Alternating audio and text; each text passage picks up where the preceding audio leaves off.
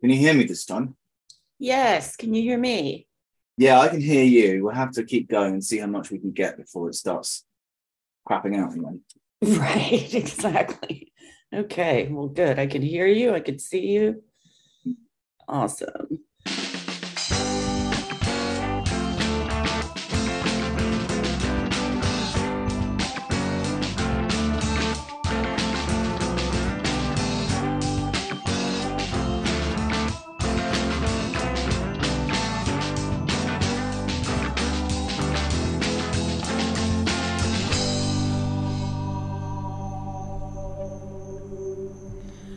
Hello, everyone, and welcome to episode 10 of Name of Pod. Finally, we made it.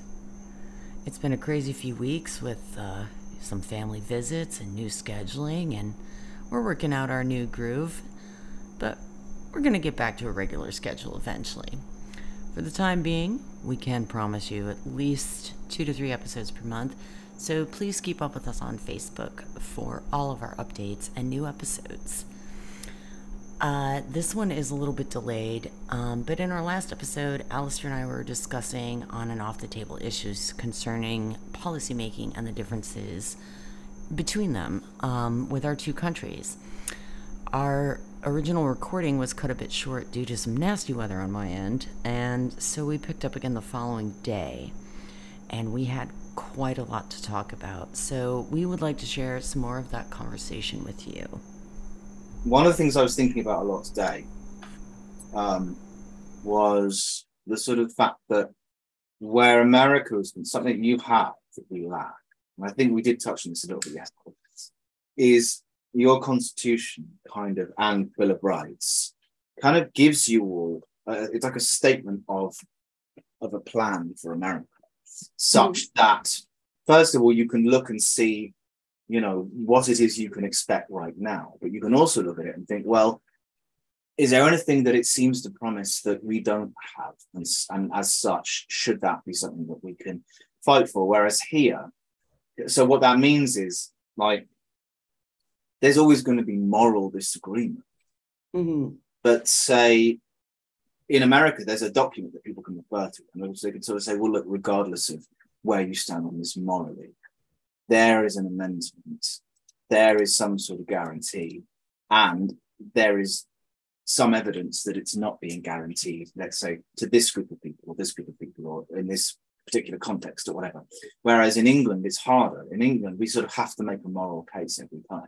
We sort of have to say, we can't, we're finding this at the moment, there's a lot of argument, there's a lot of, we're not banning things in the way that you are. We are cracking down, I think, quite heavily on protests. And unfortunately, our governments have had a tendency to do that, especially conservative governments in my lifetime.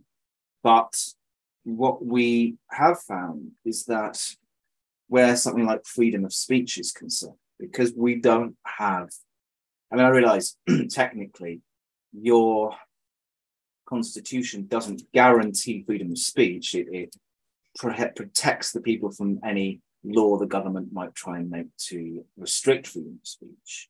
Right. Yeah. Various different loopholes and things around that. But yeah, I would say, because, we have the right to freedom of speech.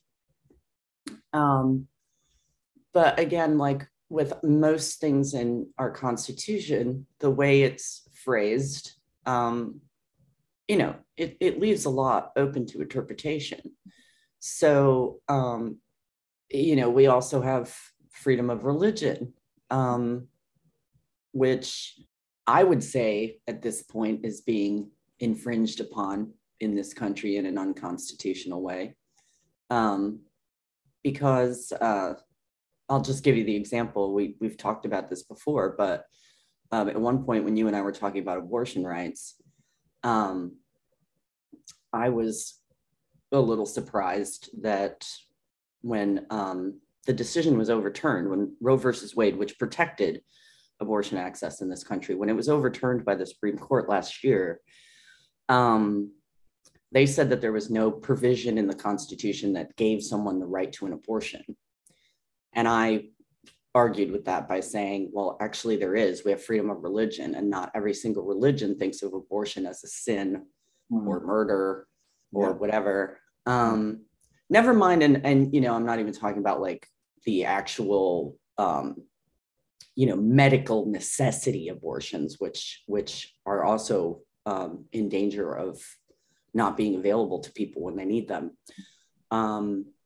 But just, you know, if you're pregnant and you do not want to be, and it's within a certain amount of time, I think it's reasonable to say you don't need to be pregnant. So I was kind of like, that really pissed me off. And I honestly, I can't believe that no one's really talking about it. Like, I've heard a couple of people bring it up. Yeah. Because, for example, in the Jewish faith, they believe life begins at first breath, not at conception. So no one is advocating for people to get abortions, but what they're saying is they have a different definition of when life begins. Yes, exactly. And so it's not like they're running around saying get an abortion, but no, it's like if a woman were to have an abortion for any reason in the Jewish faith, it's like no, that's fine. You know, you didn't kill a baby. Sorry, Andrea. Yeah. Can we just pause for a second? There's been some quite big news here in the UK, and I just have to get my phone. I'll tell you what it is. Oh, yeah. I just have to go and get it. Cool. Yeah, breaking news. So it's just been announced that our former Prime Minister Boris Johnson has resigned as an MP immediately. Like right now, he's just resigned. Oh, wow. That's kind of a big deal. Huge deal. Wow. Do you know what happened with that? This might be something that you'll have to cut out of the podcast, but do you know what happened? Do you know why the whole thing happened with him? Not entirely. Please do enlighten. And I like breaking news. We'll probably leave it in. So the whole reason he resigned was because as Prime Minister was because it was discovered that all the way through lockdown, he and the Conservative Party had been holding like large parties. Okay, I did know about that. And you did know about that, yeah? Yeah, I knew about that part. And the whole time, whilst he and the government have been advocating for people to stay indoors, not mixed, and people not mix with each other, not see their relatives, even if their relatives are dying. You know, there are examples of people who were dying of cancer. They had maybe 6 months left to live, and they were going to have to spend those 6 months entirely isolated. Things like that. It was discovered sort of around about this time last year that there had been a number of parties, 30 or 40 maybe a bit less than that, maybe sort of 20 or so. And this was during lockdown, and that really, as Prime Minister, the fact that he okayed these, and in some cases may have even organised them, him saying, you know, it's one rule for the country and it's another rule for me. Right. So this was sort of what forced him out in the first place. And now there's been a report into that. So there's been an investigation. And then yesterday, Boris Johnson was issued with the results of the report. So it looks as though he's resigned as an MP, which is a really big deal. Yeah. Because, you know, he was always a very controversial figure politically. He's always sort of what we call a helicopter. I think it's called like a helicopter candidate, where the party will look for a constituency that they think they can win, and they'll just sort of put someone into that constituency. Doesn't necessarily live there. And he's always been very controversial as a figure. But anyway, look, we don't need to say very much more about this. At some point, my dad's going to get back, and I'm going to need to just pause again and just go and let him know. But, yeah, of course. But that's just a small thing I'll pause when we get to that. But going back to what we were saying, I think, so first of all, I do think that that's I've had time to think about because we've talked about this before, what you were saying about did you say the Jewish faith believes that life is breath? Yeah. So I think that is interesting. Sort of the idea that to demand that, to kind of set up a law that mandates that life begins prior to that point, yes, is sort of disruptive of freedom of religion. But Yes. I would argue that freedom of religion in at any point in America right now, in America, it needs to be consistent with sort of federal law rather than federal law being consistent with freedom of religion, if that makes sense. So, yeah, for example, if there was a religion that, and I mean, I don't know enough about religions that would say this, and it seems like quite a, there are critics of Islam, for example, that have said quite derogatory things about it, such that it includes things like honor killings. Now, I don't know, and I don't believe that it does, so I'm not going to make any kind of claim either way. But let's say there was a religion, not Islam, not Judaism, no religion that we're aware of, just a hypothetical religion in America.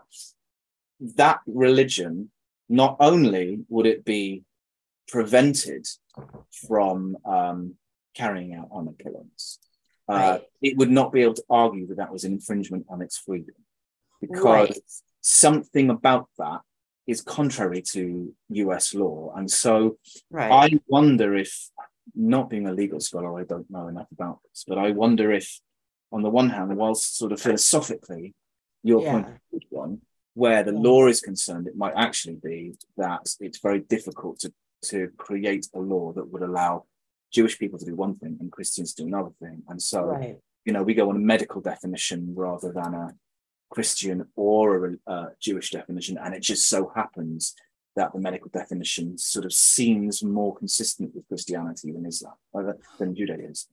Right. So, and it is, it isn't interesting because there's so many different ways to approach the topic. But I found that specific point to be, a little head scratcher. That was kind of interesting to me, because what we are seeing is, and I guess this kind of is with our topic about what's on the table and off the table, because what we are seeing is our conservatives, the extreme, right-wing conservatives in this country, do tend to subscribe more to Christian in the American evangelical type of way. So it's a slightly different form of Christianity.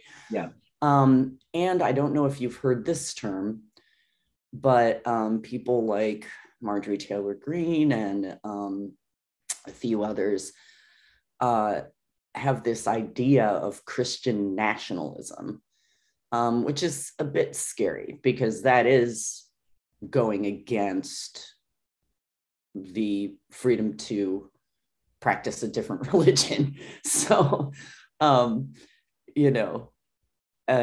not hypothetical ones with honor killings, but, just going to a synagogue. But like, it is dangerous because what they're doing is they are using a specific ideology that they are trying to force upon everyone. Not okay, right? Like, I mean, it shouldn't be. No. So that, that's kind of an interesting point for me when it comes to these types of laws and bans and things that are being done, because when we were, just as we were getting started talking today, and you were saying how you guys don't have like the kinds of bans and things that are going on in this country are just not happening in England, like the book banning that's going on in several states, and laws against drag shows. And, I think we were talking a little bit about that yesterday too, versus like, oh yeah, but carry a gun wherever you want. But, if you're a guy, you can't wear a dress in public. So, it's kind of priorities.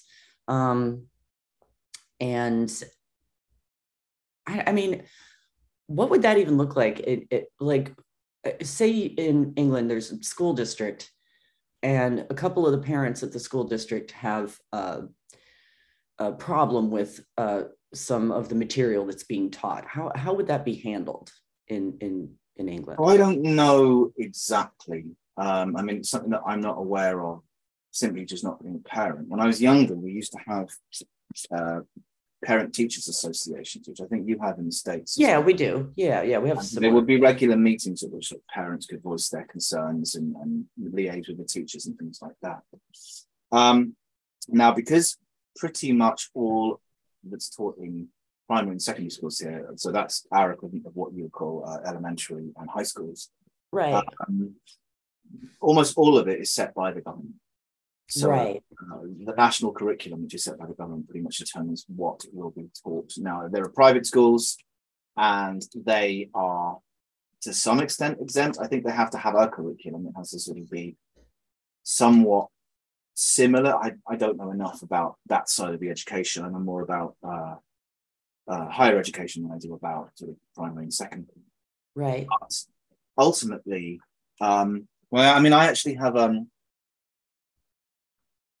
friend of mine who this may be, I mean, I'm not sure what your listeners' perspective on this will be, but this is just an example. A friend's brother, his kid's school decided that it was going to become an anti-racist school.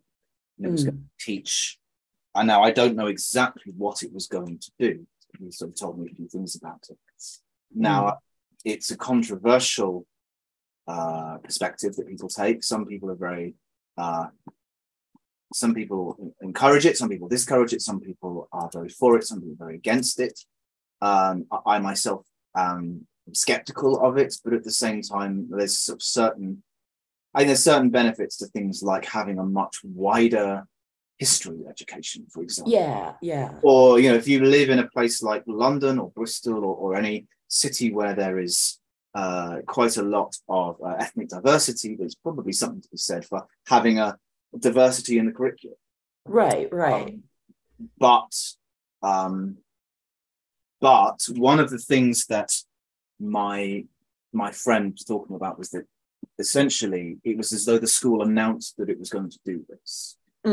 Parents were informed, this is what we are going to do, rather than being asked for their input and being asked, we'd like to do this, let's have a meeting, let's talk about it. Now, again, like I said, I'm speaking from the perspective of someone who doesn't have a kid, so I don't know exactly how this works. Yeah. But my impression is that it's not a sort of, how do I put it? Like, it's not a sort of even playing field, democratically speaking, such that if the school wants to do something and the parents don't approve, or vice versa, the school doesn't want to do it, the parents want them to do it, it's not necessarily going to be the case that the parents can just change the behavior, change the mind of the school. Maybe there's that beneficial, but I think, whereas I'm somewhat aware of the book banning that's been happening, and a lot of it is sort of books. So some of the books seem to be just books that depict LGBT situations in a non-sexual way. Yeah. And I mean, I myself don't really see a problem with that. I mean, I see a problem with banning that. I don't see a problem with depicting those situations and. Oh, not at all. There was one book. Young kids, I don't really think there's really a problem there. I always wonder because now the state of Florida is going to be the best example, because that's where most of the just nonsense is happening all at the same time. But for example, there's a book, I wish I could remember the title because it's so cute. It's about two penguins, two daddy penguins who raise a little baby penguin. It's adorable. It's about family. But because the baby penguin has two daddies, we can't have that. Even though you could have, those two daddies might be as loving as any other family. And that, like, prioritizing a loving, this is something that I've thought about when it comes to America. We have this a little bit in England to some extent as well, not as much anymore, but there's the idea, well, prioritizing a traditional family over a loving family, and assuming that the traditional family will be a loving family, or at least will be a sort of stable family. There's no reason why a kid with two same-sex parents, or a kid with just one parent. Yeah. You know, reason why that can't be a loving, supportive, good family. And what kind of, it begs the question for me too, because it's not like there aren't any gay people in Florida. So what happens to the child who goes to school that does have two daddies or two mommies? Yeah. And they're not even supposed to talk about homosexuality as being a thing at all. Like, just pretend it doesn't exist until the kids are in like 5th grade or something. And it's famously called the Don't Say Gay bill. Right. And it's bothersome, because it's just like, well, wait a minute. You know, are you just assuming that every kid that goes to public school in Florida has a mom and a dad? And there's no other option for a family? You know, it's just mind-blowing, because they literally want to pretend that gay people do not exist, that transgender people do not exist, that, you know, the only way to teach kids in public school in Florida, apparently, is straight, heterosexual. That's it. Nothing else exists. We had this in England at one point. We actually had a law that was passed in the 1980s, and it was repealed by Tony Blair's government. The Thatcher government passed a law that came to be known as Section 28, which essentially prohibited what it called the promotion of alternative sexualities in schools. Oh, wow. But it was now, I don't know enough about exactly how it was applied, but my understanding is that it was broad enough such that if you were a kid and you thought you might be gay, you couldn't even go to your teacher and talk to them about it, because your teacher, oh, wow, I can't talk to you about that. And it's interesting that, I mean, school, we're talking like when I was at school, it was the early 90s, and there was a lot of quite casual homophobia. It was I don't know what it's like now. It was sort of the main, the kind of the group of insults that would be used by boys towards each other. Not so much more boys towards each other. Yeah, would definitely. Be homophobic slurs, like whatever they were, relative to the country or area that you're in. Yeah, but, for sure. But you know, if you combine that with the fact that if there's kids in that school who are gay or kind of just think they might be, they realize that they have to keep quiet about it. And it was very interesting that within a few months of leaving school, a number of kids came out as gay. Right. Kids in our year, and you thought, yeah, actually, some of them, I'm not surprised about it now, but they were so good at hiding. Right. You would have been surprised about it at the time, but it sort of started. Sure. It made sense in hindsight, but it also made sense they didn't talk about it. So we had a sort of don't say. It was sort of don't promote gay law rather than say or whatever. Yeah, and that's you don't have that anymore. Yeah, I mean, for us, well, you and I, we're very, very close to the same age anyway. I think we're only a couple of years apart. So we were in high school at roughly the same time. Yeah. And sure, yeah, back then it was like, when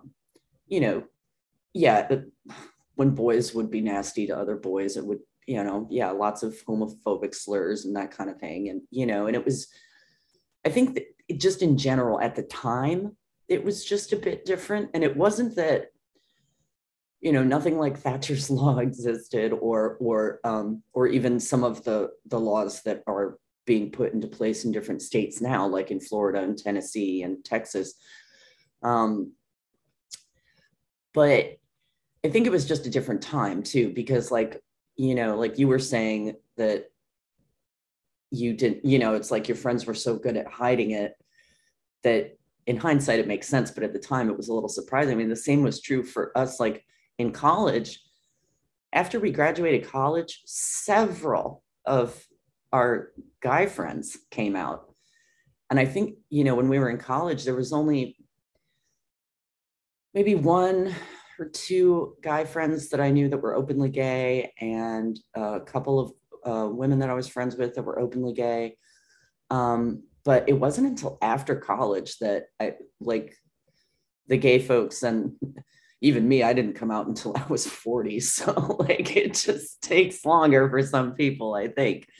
But we didn't have that representation growing up either. And I think that's what makes it more visible now for kids, which is why I think it's important that they can see the book with the two penguin daddies. You know what I mean?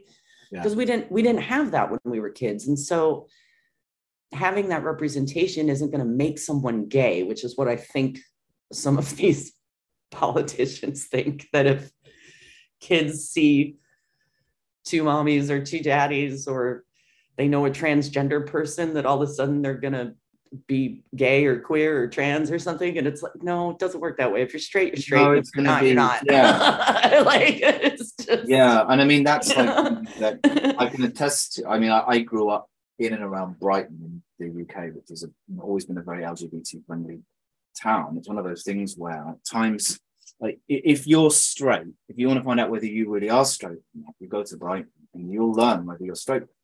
Yeah, right. That's funny. You'll come out and you'll think, you know, if I'm not straight, I will very quickly figure that out. And I figured out, okay, I'm straight.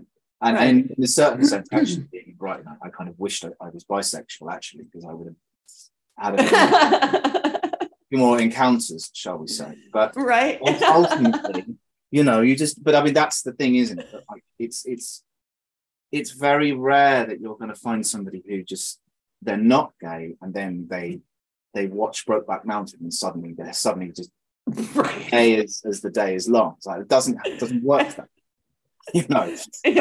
Exactly. No, you know, actually you reminded me of a funny joke. As you know, I reference comedians a lot, but one comedian here that I absolutely love, Fortune Feimster is her name.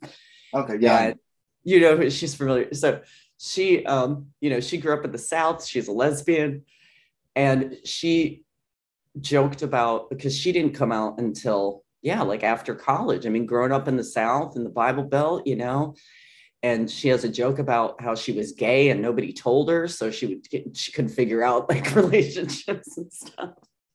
But she made a joke that she was like, she's in her like. Pause that 1 second. Yeah. Hang on. Oh, sure. Yep. I got it. Got the thought. Dad, Boris Johnson's resigned as an MP. Oh, he's gone. He's resigned. Okay, sorry about that. I'm back. Oh, don't be sorry. I think it's sweet. I love that when it's a big deal for us. It is like, a big deal. Like, it's a really big deal. I'm trying to think of an example for you, but I mean, if you think of a sort of a representative or a senator, there's always been just a bit of a pain in the ass for the last sort of decade or so. Yeah, well, we've got a few. They've been up to no good, and then eventually they get caught, and so they just like, okay, I'm gone. And you think, it would be like if Ted Cruz resigned tomorrow, I think we would be pretty excited. I think that would be an exciting one. I don't know if it would have the same amount of gravitas as, you know, Johnson's resignation, though, because Ted Cruz has never been president. Has he run for president? I think he has. He tried. Yeah, he tried. He didn't get the nomination. Thank goodness. But yeah, he's awful. Isn't he one of the more libertarian members of the Republican Party? You know, I don't know if I really understand libertarian very well. I have to confess, because I want to say probably that he leans a little more that way, but again, with the way our politics are these days, it's kind of hard to say because the definitions have changed. I mean, you know, Abraham Lincoln was a Republican. Yeah. It's not even close. I mean, basically, wasn't he the first Republican president? I think so. Yeah, and the parties have kind of switched. Like the Democrats used to actually be like at the beginning of this country. Democrats were like conservative, and Republicans were more liberal, and it over time, it just sort of completely crossed and went passed over on each other. It's just the complete opposite of what it ever was, which, I always thought was interesting too. Republicanism is a philosophical theory of freedom as well. That when I studied and taught theories of freedom in philosophy, republicanism is quite an old theory of freedom, but it's based on the idea that it's not sufficient that we are physically able to do what we want to do. If we're trying to define what freedom is, trying to understand what it is, you can't just say freedom is my being able to do what I want to do when I want to do it. Right. That's not sufficient, say the Republican. In philosophy, would say no. You need to know that no one can arbitrarily prevent you from doing it. So the example I give my students is, so there's an older theory of freedom is what's called the negative theory of freedom, which is the idea, it's not negative as in bad, it's a different kind. Right. But they would say, okay, so take, for example, your situation, you're married, you're living in a house with your husband. If he, like, the negative theorists would say, so long as you are able to do what you want to do in that house, leave that house as you wish, then you are free. Yes. It sounds quite a reasonable way of looking at it, but what the Republicans were saying, and again, not necessarily the Republican Party in the US right now, right? Although I think they probably would have said this when they were first formed, was that that's not enough. You need to know that should your husband ever change his mind, then he is not permitted to stop you. So it's not just the fact that he isn't stopping. Freedom comes from the fact that even if he wanted to, he couldn't. Right. And that's what's important. So it's sort of based on the idea that, and where I come in, my thoughts are that I think this is the model of freedom that America is based on. The idea that no one should have arbitrary power over anyone else. And that if you look back in American history, the various political struggles that have been waged either by or on behalf of groups of people who had good reason to believe that actually they were subject to arbitrary power. So, for example, like Black people were subject to arbitrary power because there's no specific reason why skin color should designate someone as second class. Right. Yeah. And same with women, same with LGBT people, and so on. Yeah. And when I learned about this, I only learned this a few years ago. When I learned about this, I started thinking about the American Republican Party, because of course, so here's a big difference in America and England, is we don't really think about freedom that much, but we certainly don't think about it in this kind of way. Right. And the idea of arbitrary power, like I think we would accept to some extent, we would accept the idea that somebody else might know what's best for us, even if we don't understand why they're doing what they're doing. Right? Whereas sort of the idea of, in America, it seems to be that it's not enough that someone else knows what's best for you. They have to be able to argue that it is best in a way that you understand, such that you accept their argument and then vote for them, allow them to be in power in whatever sense.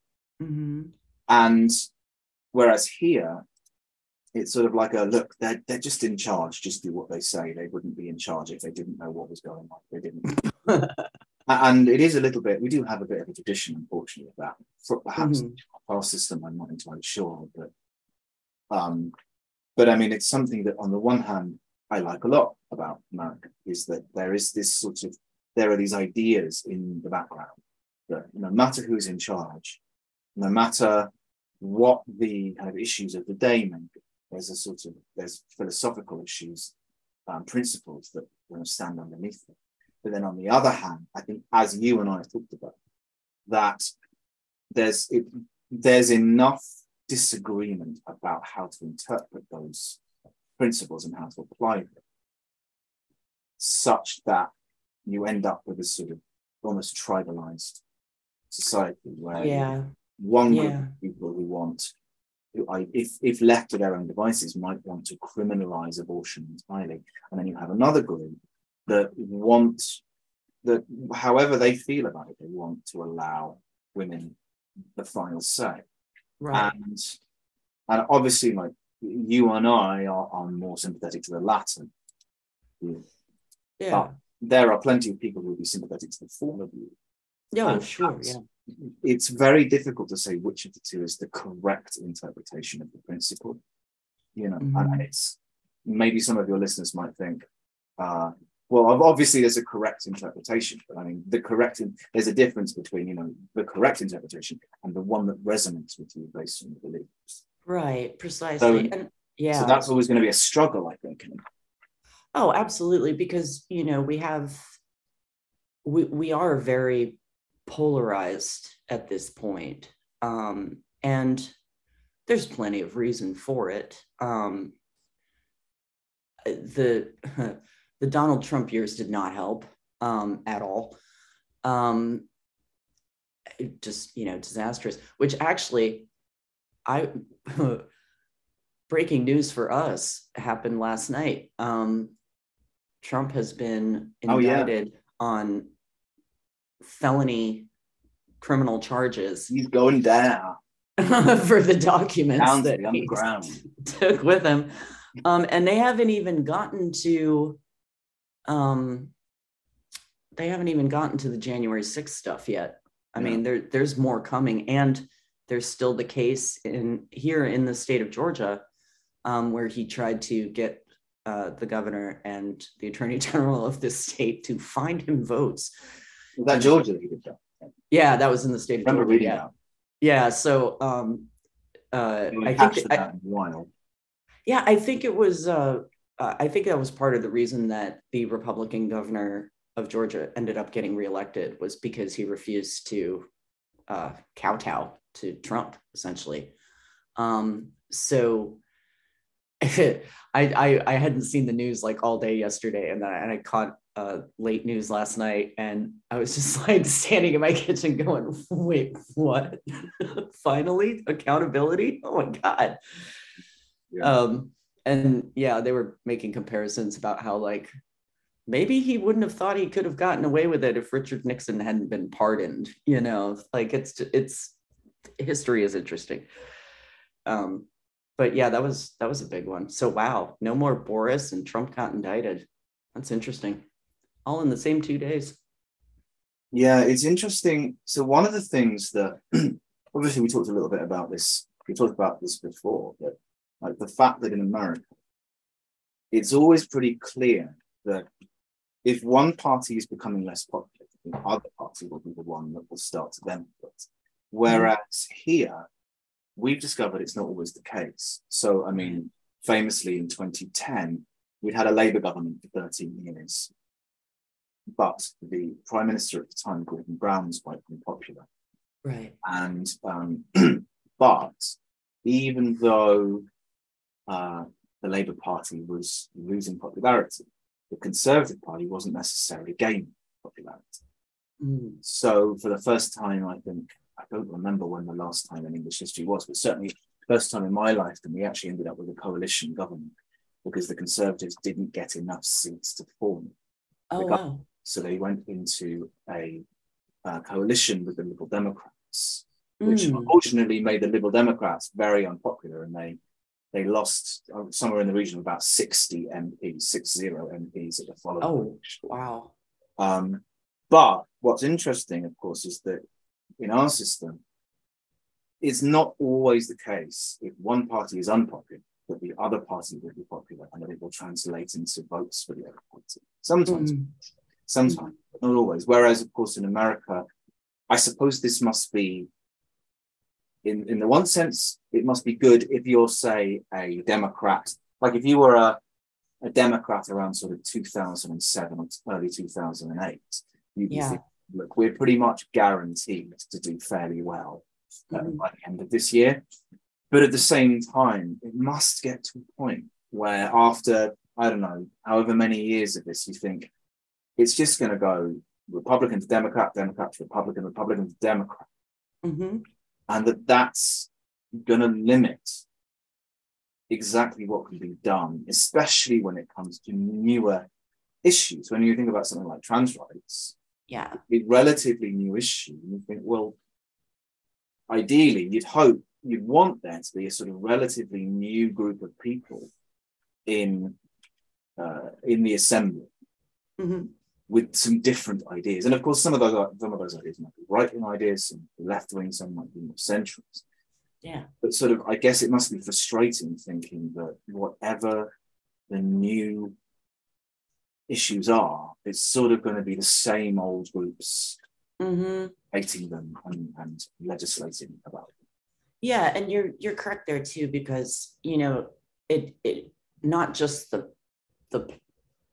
binary system that we have as far as our parties are concerned, really, but also the fact that a lot of these representatives have been in office for decades, and so there is no fresh opinion. I don't think Mitch McConnell is going to have any fresh opinions on much of anything. He's an older man and he's been in office for 40 years. So I might be exaggerating, but not much. So, you don't have that fresh perspective. And we are seeing, now this is getting encouraging though, I will say this, there are younger people running for office, both Democrat and Republican, which I think is a really good thing, because again, you need some fresh blood in there. You got to have newer opinions. You have to have different perspectives. And so that is encouraging. We are definitely seeing an uptick in younger people, even under the age of 30, running for state legislatures and for congressional legislatures. So, or the congressional legislature, excuse me. So, I would say that is one direction that I think is actually going the right way. Is that, like, I don't care if you're a Democrat or Republican, but if you're younger, like, please get involved. If you have the wherewithal and the fortitude to want to run for office, like, do it, because we definitely need a change of view. No more old white guys. Yeah, I think the thing.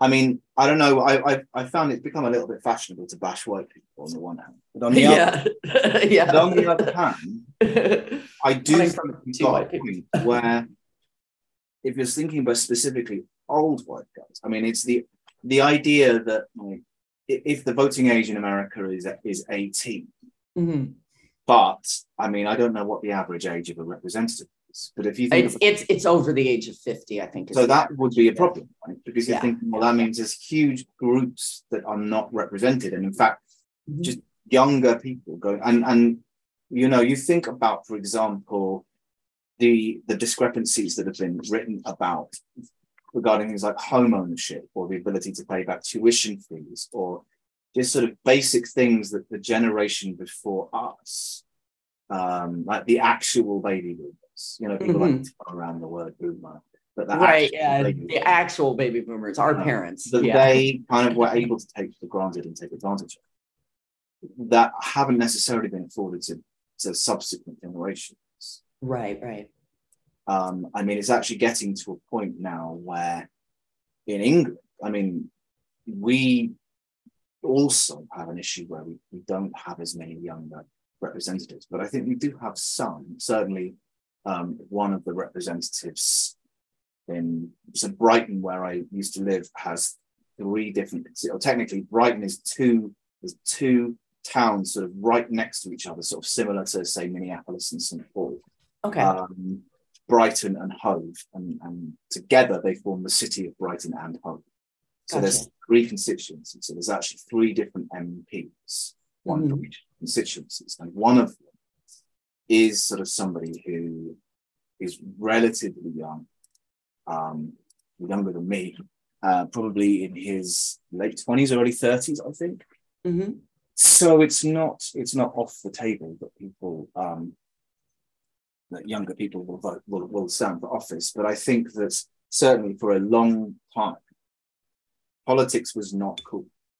Yeah, exactly. Our generation sort of America, again, I think it's different. And I think that it sort of depends upon the issue. But certainly one of the problems I think we often face is the idea that, there's a difference between saying, say, the Republicans aren't good, the Democrats aren't good, and just saying politics isn't good. Because if you say politics isn't good, there's always a risk that people are going to say, well, then why would I get involved? And that doesn't mean they wouldn't necessarily get involved in activism or some other kind of campaign or NGOs or anything like that. Right. But if they don't at least kind of put themselves up for election, then that means they're not going anywhere near the institutions that would enable them to have some kind of income, if only a small one. Right.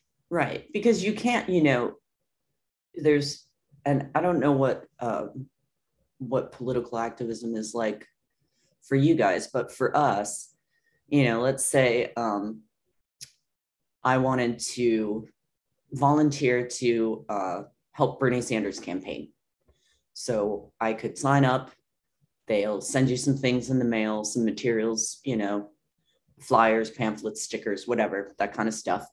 And you do the thing. You either, you can do calling, you can knock on doors, get the vote out kind of thing. And even in those situations, it's not necessarily about, can we rely on your vote for Senator Sanders? It's more like, can we rely on your vote? Like, will you please just go vote? Because voter participation has been increasing dramatically over the past, especially 6 years, I'd say, in this country. Again, with Trump and everything, it had a lot to do with it. So voter turnout is at record highs, which is fantastic. And what we're seeing with that, though, is that, like when you were mentioning just a little bit earlier about how we always are going to swing back and forth between Democrat, Republican, which is very true. I mean, it tends to happen where halfway through a president's term in office, we have our midterm election. And if people are not happy with what the president is doing, you will see a swing in Congress. And that didn't happen to Joe Biden.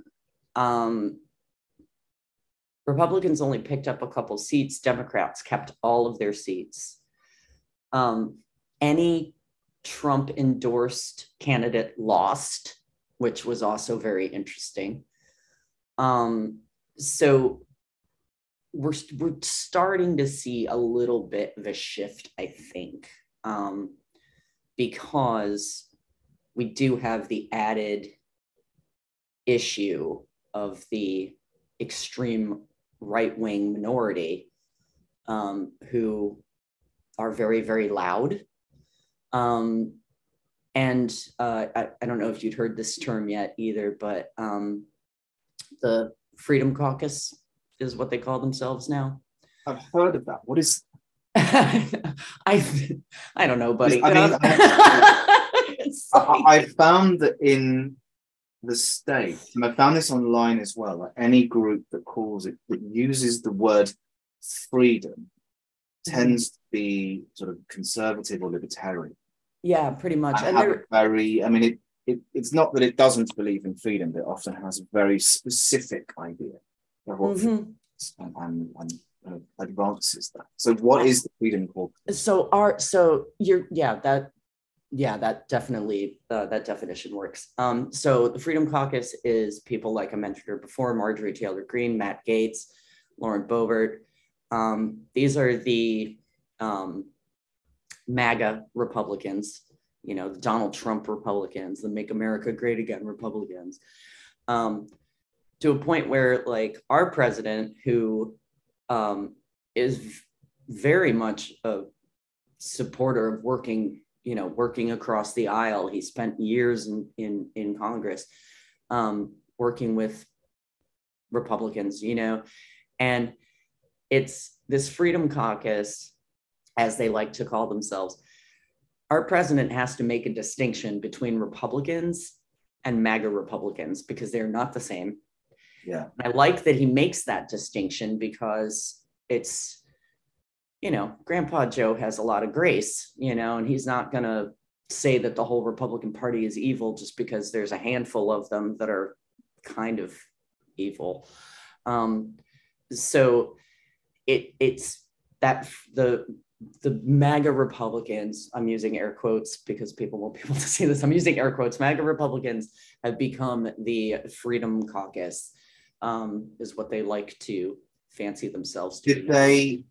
Was that partly a sort of rebranding after Donald Trump left office? I believe so. Yeah. Because I don't know if you saw this, and I kind of like that we're getting into politics a little bit. We always have fun with these, but when the Speaker of the House, Kevin McCarthy, I don't know if you know how this works, but whenever there's the shift in the majority in the House of Representatives, there's a vote for the leader. Now, this is typically just a ceremonial thing, like just needs to be done to make it official, right? Yeah.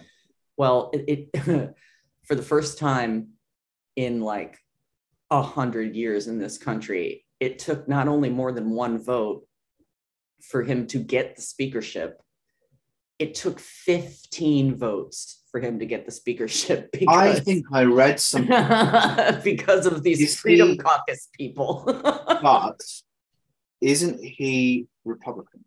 He is a Republican, and the Republicans have a razor thin majority in the House of Representatives right now.